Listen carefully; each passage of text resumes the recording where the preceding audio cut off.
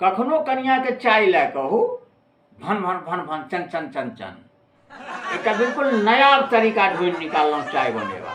जल्दी कहू। घर में जो सबसे छोट बच्चा हो कहियो रे 2 मिनट में चाय बना के लाने चोटिया देबो जैसे से बच्चा के मतलब है कहने दूध मुहा बच्चा के जाके कह देवे चाय तो नहीं पिया तो उल्टे पानी पिया देत नीक जगह। सही कहलिए।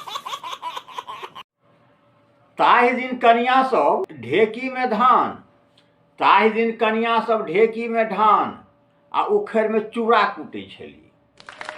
आब तो सबटा रेडीमेड अबै छनि कूटऽ लेल कुछ रहलनि नहीं आ कूटऽ के अभ्यास गेलनि तऽ की करती आइ काल्हि अपन घर वाला के नीक जकाँ कूटै छै।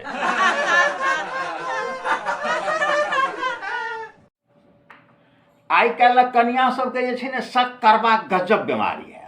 गप गप में शक करती।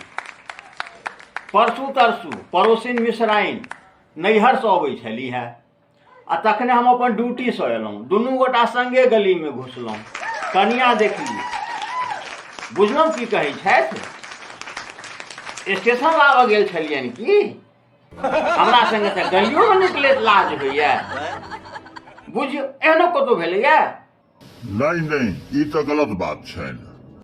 कहियो काल तऽ हैत जे जाकऽ जीवल धार में भैस जाए न सेहो कपार जोरगर है तखने जाके भैस सकै छी।